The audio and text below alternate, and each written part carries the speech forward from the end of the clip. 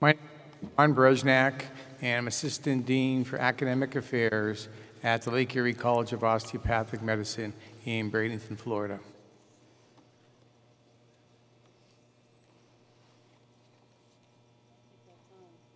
Oh, there we go. Hi, I'm Cindy Morris. I'm the Oregon Health and Science University in Portland. I'm Dave Connett. I'm the Vice Dean of Western University at the Pomona campus. We also have our branch campus up in Oregon. Thank you. Good morning. I'm Michael Ellison, Associate Dean for Admissions at the Frank H. Netter, M.D. School of Medicine in Connecticut. Hi, I'm Mark Henderson. I'm the Dean of Admissions at the UC Davis School of Medicine. Good morning. I'm Chenits Pettigrew. I'm the Assistant Dean for Student Affairs and Director of Diversity Programs at the University of Pittsburgh School of Medicine. All right. Thank you. So our first question is for Dr. Berezniak. Can you explain the difference between DO and MD programs and how medical schools view applicants that apply to both MD and DO programs? A lot of similarities between MD and DO programs, and there's a lot of differences. The difference is that the osteopathic schools, they train physicians to work with patients in a more preventive mode. They train patients, they teach students to work with patients in an area that is more holistic.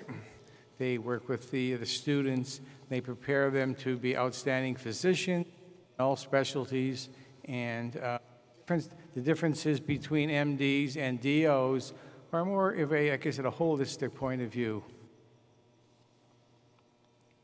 All right, thank you. The next question is for Dr. Morris.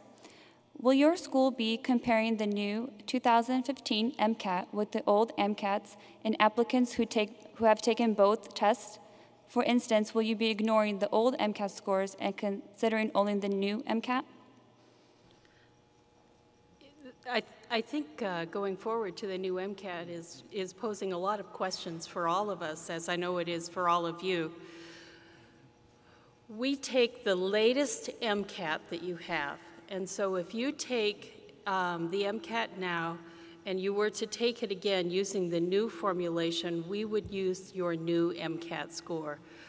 I think it's going to take a while for us to all have a good feel as to what MCAT scores mean. You realize we've had 20 years of experience and an evidence base that's developed.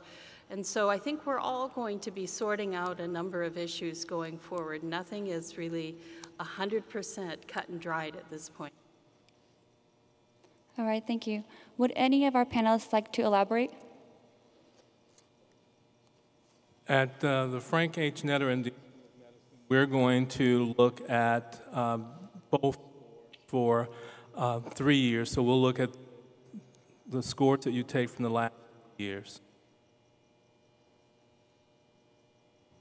That's pretty similar to the approach we're going to take at UC Davis. That's what we'll be doing at Western also, is taking a look at both and seeing the statistical difference. At LCOM, we're probably not using the MCAT for the first couple of years. We have other parameters that we're working on, and MCAT's probably not going to be a big part of our decision process. And at Pittsburgh, we'll be looking at an MCAT profile that extends 3 years as well. Can you hear me? Can you repeat that? I said at Pittsburgh, we'll be looking at an MCAT profile of 3 years as well. This next question is for Dr. Connett. Osteopathic medicine is known for taking emphasis in preventative medicine. If a student was looking to go into a specialty such as surgery that is not preventative care, how would this applicant be viewed if they applied to a DO medical school? At Western University, we take pride in the fact 60% of our graduates Go into primary care is defined as internal medicine, family medicine, and pediatrics. Higher math, though, says that 40% are specialists. And we at Western take great pride and emphasis in developing graduate medical education programs in all specialties. Western University at Comp has the second largest neurosurgical residency in the United States, MD or DO. We have lots of specialists, and whatever your desires, as it turns out, at the end of your 4 years, that's what we'll encourage you to do. If I could follow up with LCOM, LCOM has over 900 residency spots in all areas. While our emphasis on primary care, residencies in all different specialties, and like I said, 900 first-year spots, that gives the students the opportunity to choose either primary care or a specialty form of practice in the future. All right, thank you. Dr. Ellison, what are some misconceptions about the application process you would like to clarify, and what are some common errors seen on medical school applications? Tough question. From my perspective, I think students sometimes look at the deadline dates and maybe take them as gospel. So one school's deadline date may be October 15th, where another one may be October 30th, and you're still thinking that you have a lot of time to submit your AMCAT or a COMIS application to meet those deadlines. I would encourage students to always apply early and to beat those deadlines. So if our published deadlines are October 31st or November 15th, that you're getting your application in much sooner than that. Other mistakes that I think students sometimes make is not really giving enough information in the personal statement that may answer questions about your GPA or withdrawals from classes or dips in your GPA.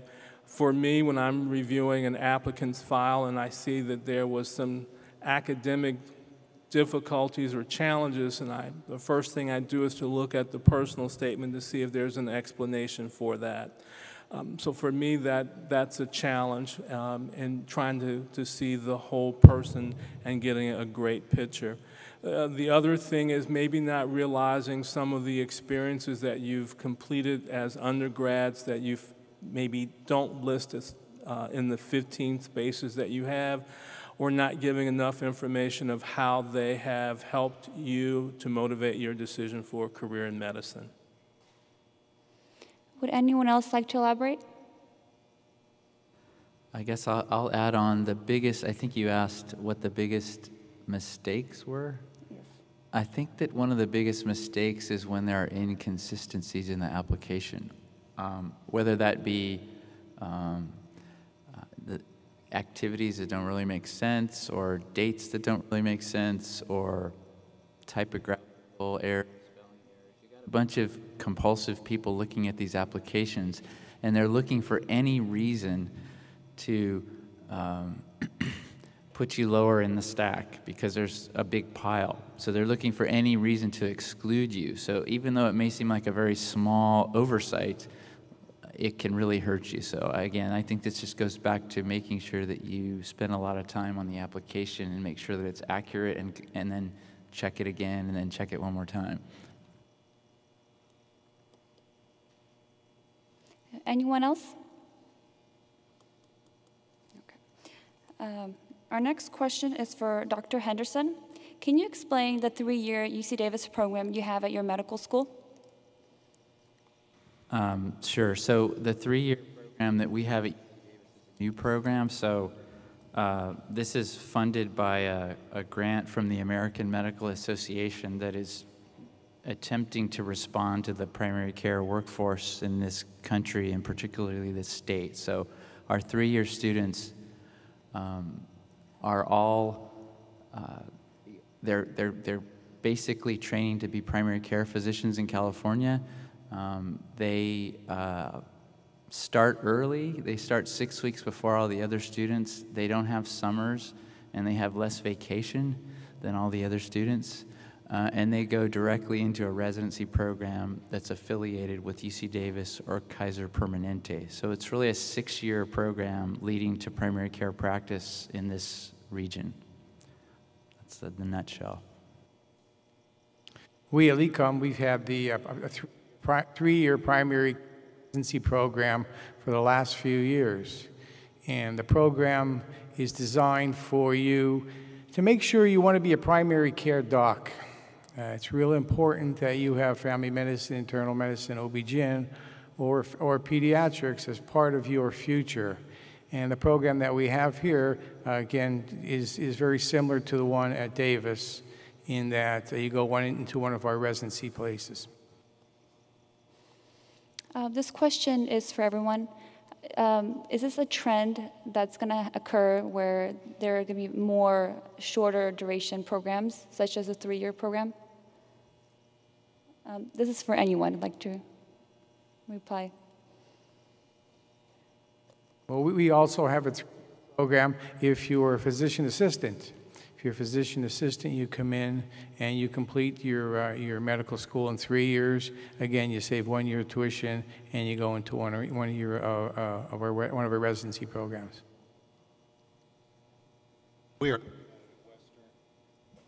We are looking at this at Western. Some of the ramifications are that there are students that come in that may want to change their mind and be specialists, and we want to know exactly how to deal with that, but we do have then in the planning phase to go forward ourselves with a 3-year. I'll just add on, I think there are a lot of schools considering 3-year programs. The New York University School of Medicine is doing a 3-year program as well. They're not new ideas. There's Texas Tech University has had a 3-year program for a while. I think the concern and question about 3-year programs is, as you know, there's medical information has exploded. You know, the idea that you can sort of take all that information in 3 years and be prepared, that's an open question. I consider these programs experiments, even though we have one. And so I think it remains to be seen, you know, whether they're better or whether they produce the same quality physicians as the 4-year programs. I think in time, most medical schools are going to look at ways of changing how they train physicians, whether it's going to be 3-year programs or programs that will test your knowledge base. It will be changing. Right now at Frank Netter, we're still on a 4-year program, but certainly examining and looking what other schools are doing in terms of their 3-year program. It's probably going to be a wave of the future. The people who were in the students in the program at LCOM, when they finished a 3-year program, they were comparable on the national medical boards as people who graduated in 4 years. Although it's a national trend, I think it has to run parallel to what the residency program milestone expectations are. And the unanswered question is whether we can actually produce all of the outcomes expected in terms of performance in residency in that particular period of time. But it is an open question, and you should keep your eyes and ears open to the research and the experience and outcome and analysis that's going on with the 3-year programs. All right, thank you. The next question is for Dr. Pettigrew. How do you advise applicants to best prepare for both traditional and MMI interviews? Okay. Well, number one, I think it's very critical that they see this as a purpose for their lives, number one. You have to be able to very effectively answer the question why you want to do this, how you arrived at that decision, and how you have supported that decision through the experiences that you've had subsequently. In addition to that, you need to be aware of what's going on in the world around you. And you need to be able to respond to questions that will come up in MMIs.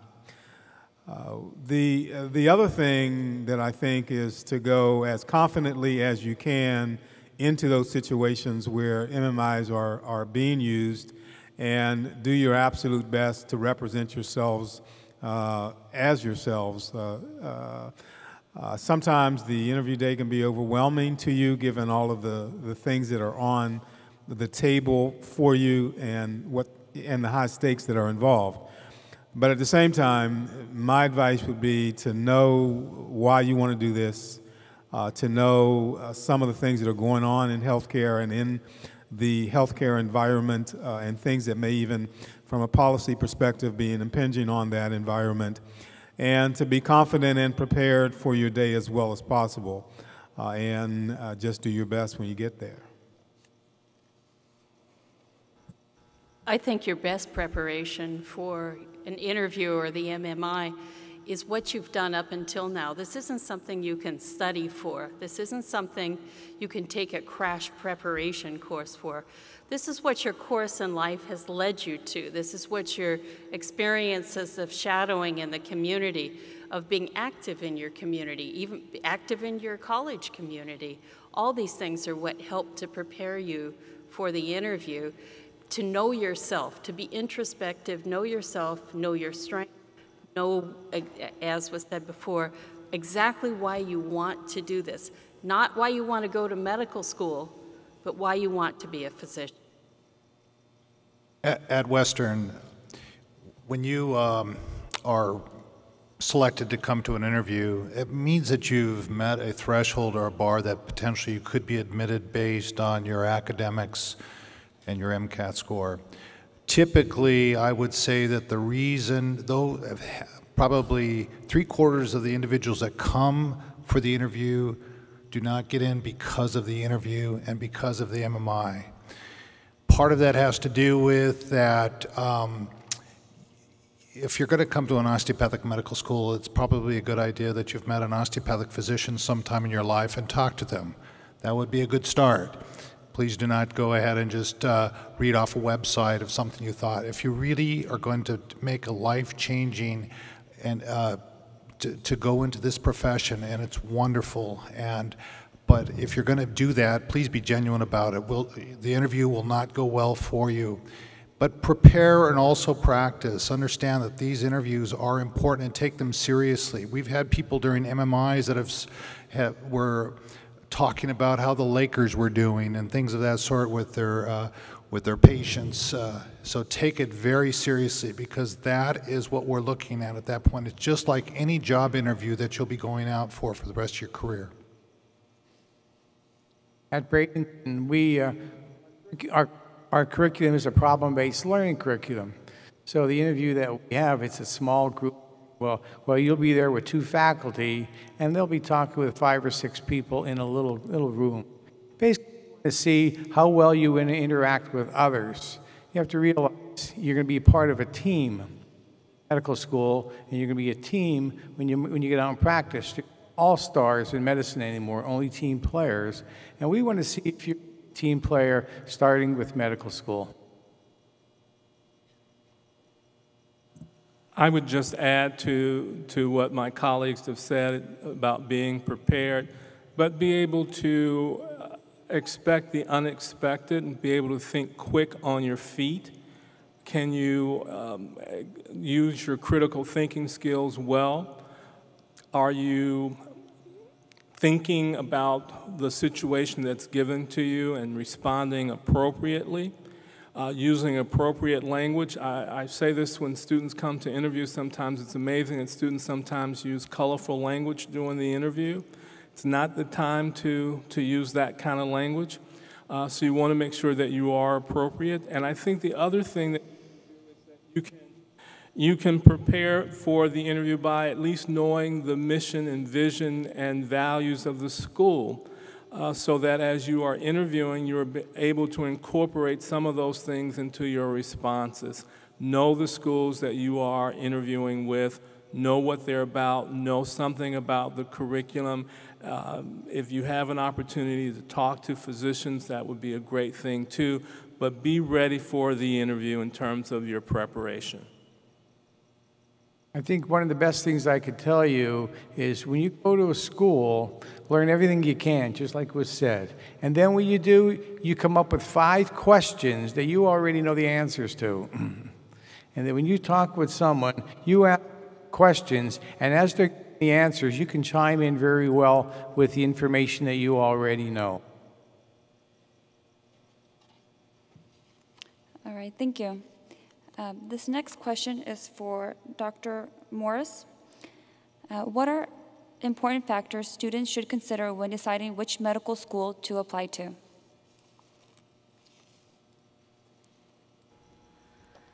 So over the course of the last number of years, when I interview people, I always ask students that same question. What was your paradigm behind what schools you wanted to apply to? For every person, it's a little different.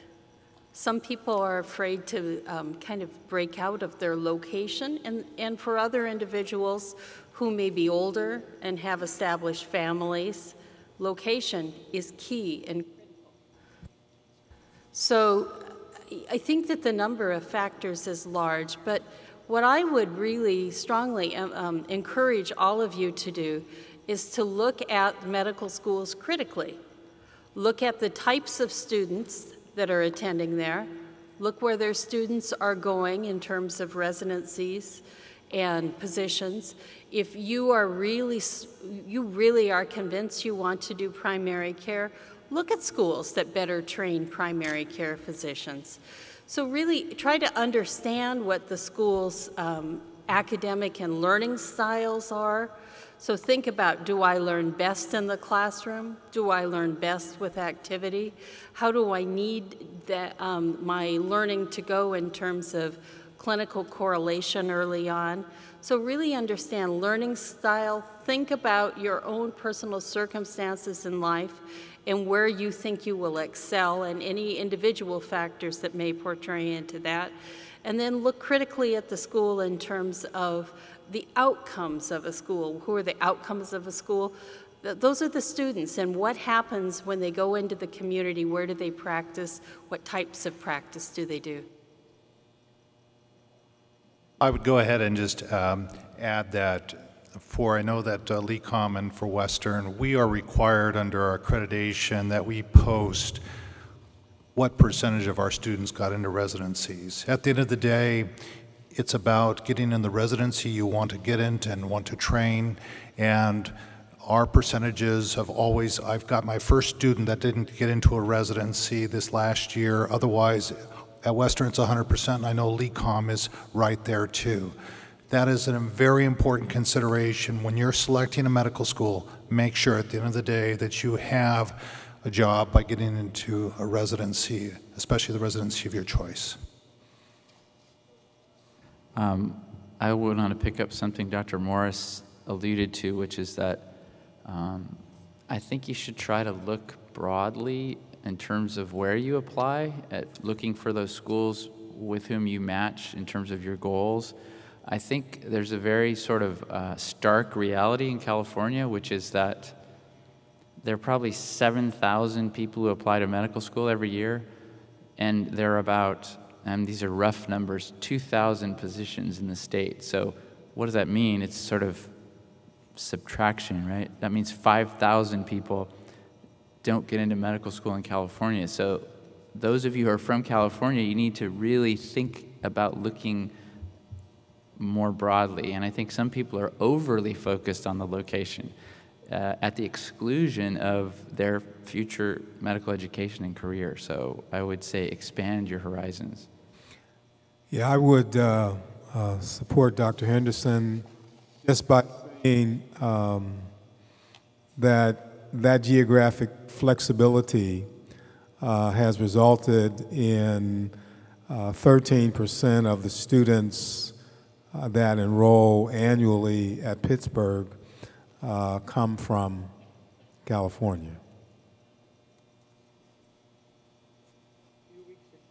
A few weeks ago, I met a student from Northridge. She graduated from there a little over 4 years ago. And at that time, she applied to medical school in Florida, and she was accepted. She it down because she wanted to go to school in California. A couple of weeks ago, she still not gotten into medical school because she didn't want to leave the state of California. There's actually 1,157 MD applicant positions in the state of California and 340 DO positions in the state of California. I would encourage students to select a school that you feel is going to be a good fit. And a good fit means location. It could mean having some kind of support. It could mean that the school is smaller. The curriculum fits what you are comfortable with, but if you get an opportunity, sometimes you only get admitted to one school, so you have to make it fit. But if you're fortunate to be accepted to multiple schools, you certainly want to choose schools where you know that you're going to be successful, that you'll have whatever support that you need from the faculty, the staff, and other students. So fit, to me, is very important when choosing a school. I would just echo that again. The person who determines your success or failure is you and how you do in whatever environment you go to. So I think I would not underestimate the importance of fitting into that environment as being an important element of your success, again. So you have to find that environment that fits you, an environment in which you would, let's say, thrive, to use a cliche. I think one of the things you have to also look at the curriculum. It's upon how you learn. If you need your hand held, you're probably going to have a tough time in a curriculum that's not going to be holding your hand. For instance, at LCOM, we have 5 different pathways based upon your learning style. So that's something you really have to think about, because if you need your hand held and you go to a program that's more independent learning, you're going to have a tough time getting through the curriculum. All right, thank you. The next question is for Dr. Connett. What advice would you give a student who decided to apply to medical school late in their undergraduate career? You've had many lectures today to go ahead and go for your goals. I don't think, quite frankly, age or previous career should be an issue. I think that if you have a calling for medicine, you have that inner desire to really want to do this, then you need to go forward and do that. We know that at our institution, we look very critically at all individuals, and we encourage people even from previous careers to take a look at our programs. But again, you always have to go for your dream and don't give up on it. If I were you, from the standpoint of starting at a non-traditional age, you would want to make sure that the institution is non-traditional friendly and has some degree of expertise in relating to those students and their needs. I would say that we are very non-traditionally friendly. If you go to the Pitt website, you'll see an article on the most recent version of profiles of our non-traditional students. We do programming for non-traditional students.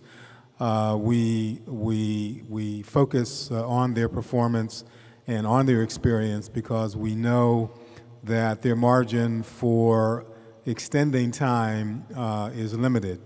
So we try to be sure that we've honed in on all of those things that are important to that particular group of people who are either changing careers or getting to medicine late or whatever it may be. So take a look to see whether or not there is a background in that environment for working with.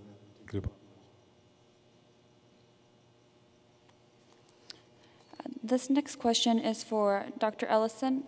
Assuming an applicant fails the MCAT multiple times, how many times do you suggest a person retake the MCAT?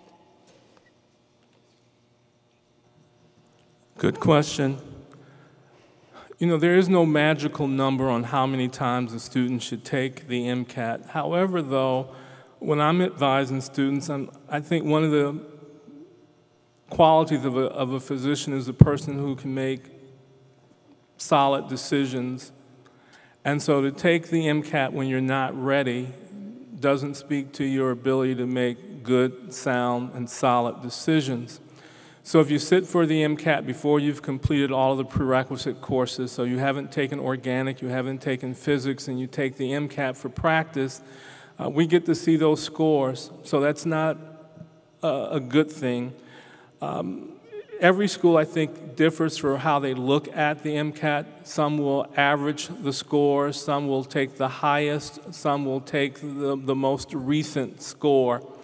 I would encourage students never take the test for practice. There are too many practice exams that you can take that are free or for a nominal fee. If you've taken the exam 5 times and your score is still a 15, there may be some problems there. And maybe you need to look at your test-taking abilities. Maybe there is something with your learning style and testing that you need to examine to see whether or not you need special circumstances for maybe test-taking. So don't take it 5 times and your score goes up 1 point each time. That isn't very helpful to you. As my colleagues have said, we're all receiving thousands of applications. And so why would a committee spend time looking at applicants who've taken the MCAT 5 times and still have a total score of less than 20? So please, take your time. It's no race to finish by the time you're 21 or 22. Make sure that you're ready to take the exam when you sit for it the first time, and then there won't be a need for a second or third time. Anyone else like to elaborate? This next question is for Dr. Henderson. How does medical school deferral work, and how do you qualify? Can you repeat it for me? How does medical school? Deferral. Oh, deferment. Okay. Deferments are basically given to applicants who gain admission to the medical school, and then for some other circumstance, either a personal circumstance or I think the other common one would be the desire to finish up some type of project or finish some, some other academic pursuit that you're in the middle of. And then, so we consider those every year. I think we have 1 or 2 per year again. So they gain admission to the medical school, but they need to, like I said, they need another year before they actually matriculate. So that's basically deferred admission. And I think each school sort of has its own way of handling those. Yeah, I would just say make sure that the school you're applying to, if you think you may want to defer, that they allow that. We, as an example at Oregon, don't allow people to defer. We think when you're applying to medical school, you should be ready to enter if you are accepted. Yeah, and I would just echo that again. If you go back to those numbers we talked about, when there are 5,000 more people waiting for that spot, I agree with Dr. Morris. You shouldn't ask for a deferral unless you really, really need it. And again, because there's a lot of other people that would like your position in the class. We had about just a little under 10,000 people apply to Western, so we don't defer.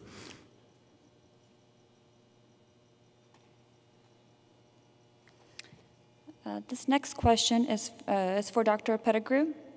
At what point should I consider a postbac to make up for weak grades during undergrad? Okay. Well, I'm sure friends to my right will bail me out, but first of all, you may come late to this decision. You may have had a challenging beginning, but all of you, as you mature in your educational careers, should be doing better than you might have done in Bio 1 when you didn't really know how hard you had to work. Now, that isn't the case for everyone.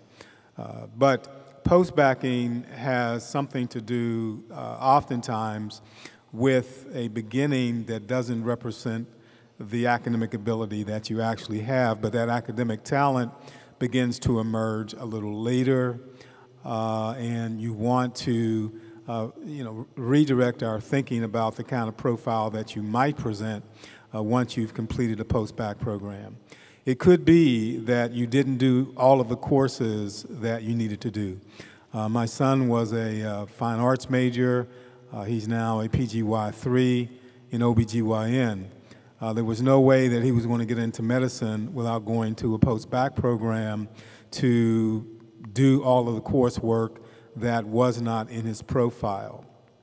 There are times when a post-bac program may provide also the opportunity for you to do MCAT training that you may need.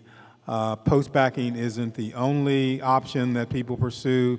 Sometimes they pursue a master's degree in a particular scientific area.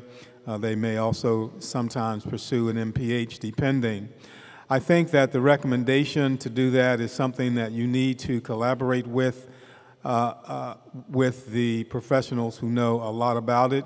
If you're still enrolled in your undergraduate institution, your pre-med advisor is a person who you need to consult. If you're here at Davis, let's say, you can certainly talk to people who are in the admissions office and so on. So I think it's unique to every individual, but you need to seek expertise from others before you decide that you're going to do X or Y or Z. You need to research the post-bac opportunities that exist across the country and find a way that it can be utilized in your own personal circumstance. A lot of people consider post-bac programs after they apply to medical school and don't get in. And I think for those individuals, I think you should, whether you apply to a post-bac or a graduate program, as Dr. Pettigrew mentioned, I think depends on what you're trying to change about your application. So again, the content of those programs varies widely, again, from MCAT preparation to working on a thesis, if it's a graduate program, to getting clinical experience, and some of them, again, they're widely variable programs. So I think I agree with everything he said, and that you should look at your own circumstance and see what it is that you think you can improve by doing the graduate program or the post-bac program. So it's, again, honestly looking at your application and then getting there's pre-medical advisors or other people that you trust before you make that decision. I'm going to just amplify Dr. Henderson's point a little bit here and say that if the medical school you applied to and weren't successful in getting into does exit interviews, do an exit interview.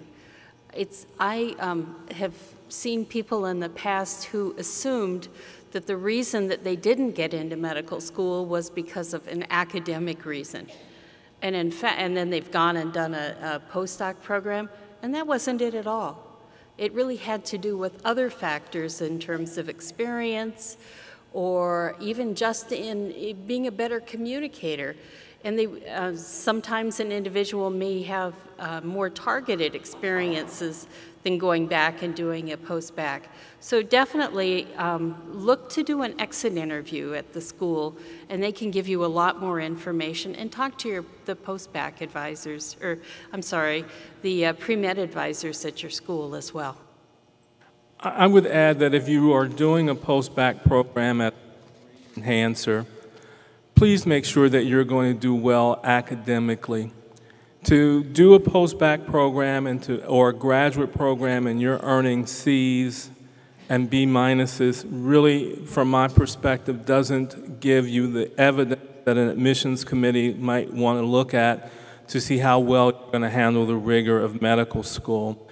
And reviewing thousands of applications each year and seeing a larger number of students who are now doing post-bac programs, I'm amazed when I see a student gets into a post-bac program, particularly some of them that are affiliated with taking first-year medical school classes, and you're earning C's and even sometimes a non-passing grade.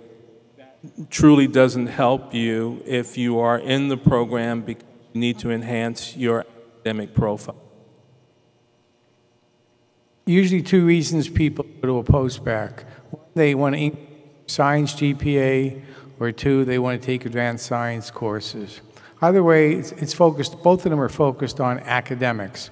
I've always been a believer of what I call the WIT theory, W-I-T, whatever it takes. And whatever it takes to get that grade up and take those science courses and being successful, I think you have a chance of getting into the program. At LCOM, we have a postbac program in which 87% of our graduates from our postbac program usually get into one of our medical schools, or dental school, or our pharmacy program. But there's some that don't get in just because what they were talking about. Get some poor grades. Well, if you get poor grades in postbac, you have a tough time in medical school, dental school, or pharmacy.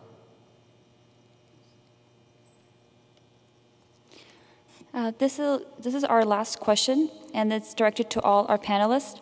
What are some traits that you look for in medical school candidates, academics aside?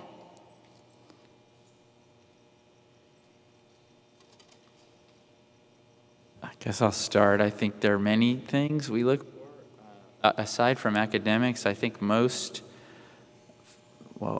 all physicians need to have communication abilities. And so I think the reason you've seen the increasing utilization of tools like the MMI is that they are felt to be better measures of people's ability to communicate with others. What physicians do is they talk to and listen to patients. That's the fundamental basis of how to take care of people. So I think that's important. I think perseverance is something that we look for, all of us, because it's really, honestly, it's more like a marathon medicine than a sprint. Maybe it's a cliche, but it's true. It's a very long road. So if you give up easily or get discouraged easily, it's probably not the road you should take. So I think I would, along those lines, sort of grit or the ability to overcome obstacles is something I think we all consider to be important, because again, there will be those obstacles in a career in medicine as well. And I'm sure there are many others, but I'll stop talking. We do look at also, if you've done research, we feel that it's important just because when you're in medicine, you have to understand the scientific methodology. It's also important during the interview that if you've put down that you've done research, that you can actually discuss the research during your interview. I think leadership skills, getting involved in service, social outreach for us is also something we look at, that you've done not just a shadowing opportunity, but you've actually explored medicine and multiple different vantage points in that regard. Again, maybe going to, working at medical homeless shelters or things of that sort. So service, research, social outreach, and then what kind of leadership roles have you done? When you're a physician, you walk in the room, you are a leader. And we want to see if you've had any experience like that in your career. I guess we would look for individuals who have shown evidence of working in a team environment, those who have been able to demonstrate empathy and compassion for others, and definitely individuals who have the utmost integrity and professionalism. We're going to look for also creativity as an element of what you're presenting, and we're going to also ask you two questions. What are you going to do for medicine, and what are you going to do to enhance our environment as well? What contribution do you think you'll make to making the University of Pittsburgh a better medical school? So you need to be able to address those issues in addition to all the things that have been said. We're going to look at most of these things that we've been talking about. In addition to this, we want to make sure that you own this decision. You know why you made the decision for medicine, and that it's your decision, and that you're going to own it and live by it.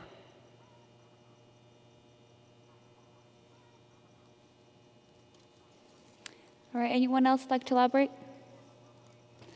All right, let's give a round of applause to our panelists.